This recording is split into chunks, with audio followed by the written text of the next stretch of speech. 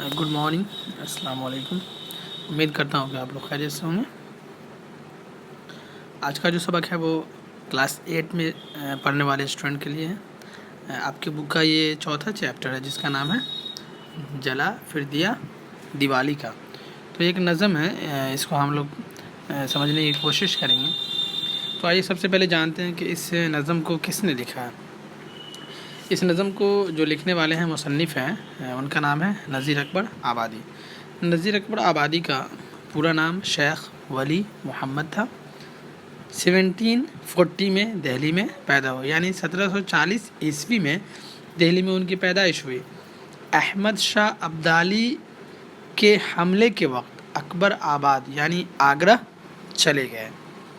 جب دہلی میں احمد شاہ ابدالی نے حملہ کیا اس وقت وہ آگرہ چلے آئے اور وہیں کے ہو کر رہ گئے۔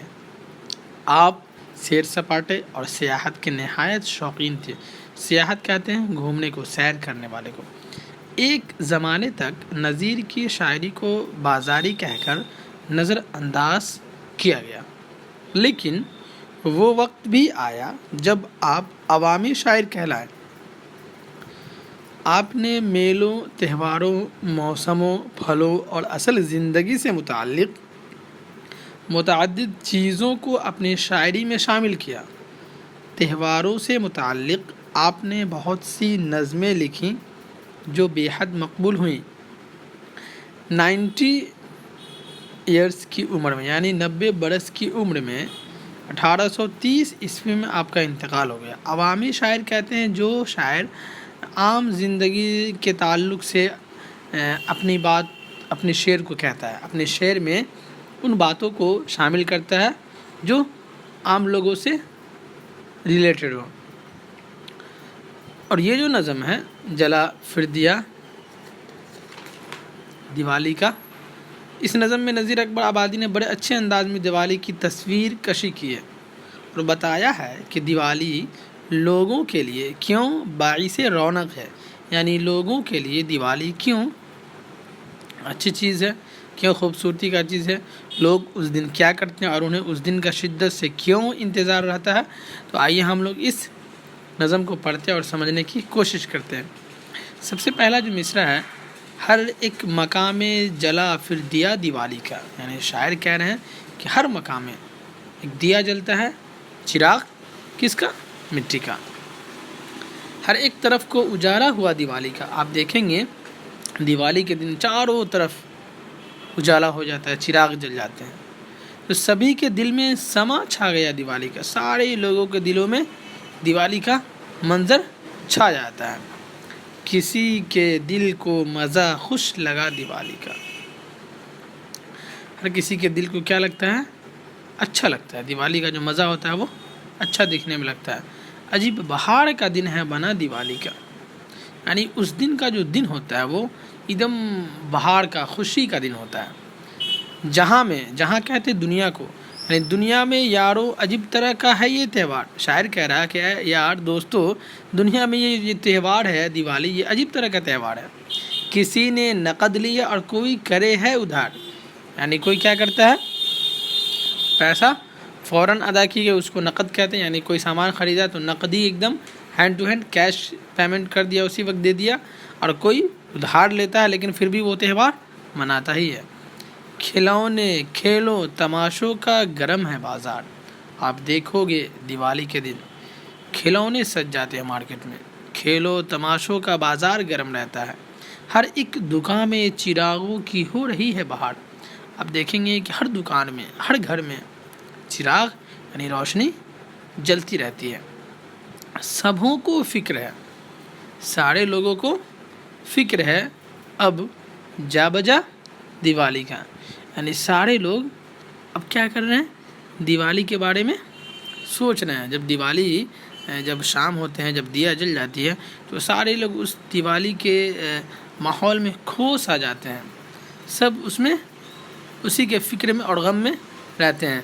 اگر کوئی غریب ہے، کسی کے پاس پیسہ نہیں، تو وہ سوچتے ہیں کہ میں کس سے ادھار لوں گا، اور کسی کے پاس پیسہ ہے تو وہ سوچتے ہیں کہ میں کیا کیا سامان خریدوں گا اور کس کس طرح کے کپڑے اور پٹاخے خریدوں گا تاکہ میرے بچے اور میں مستی کر سکوں۔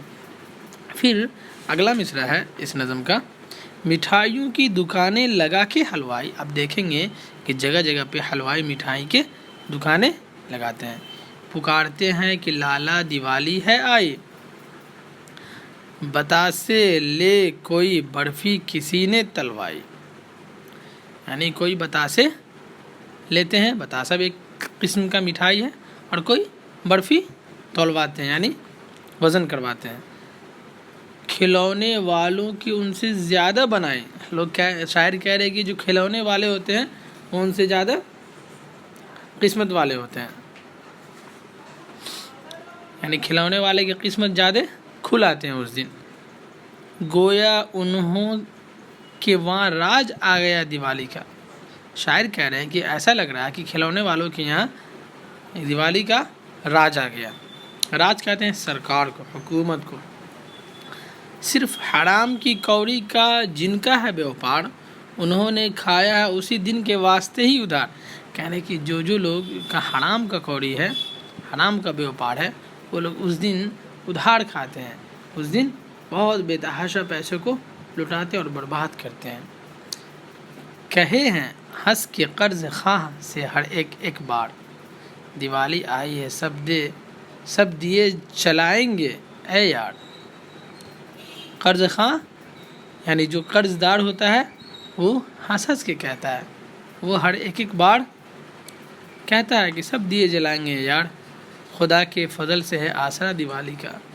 آسرا کہتے ہیں امید کو، کہ اللہ ہی کے فضل سے یہ دیوالی کا آسرا ہے کہ وہ کیسے میرے اس دیوالی کو پار کرائیں گے، میرے اس تہوار کو کیسے منوائیں گے، کہاں سے پیسے آئیں گے اور کیسے میں خرچ کروں گا. وہ اپنی بات اللہ پہ چھوڑ دیتے ہیں. اب آئیے اس لیسن کے کچھ الفاظ اور معنی ہے جس کو یاد کرنا ہے. دیا کا مطلب ہوتا ہے مٹی کا چراغ. جہاں کہتے ہیں دنیا کو، سما منظر، نقد کہتے ہیں پیسہ، فوراً ادا کی گئی رقم. تولوانا مینس وزن کرنا. بتاسا ایک طرح کی مٹھائی کہتے ہیں. بیوپار تجارت کو کہتے ہیں.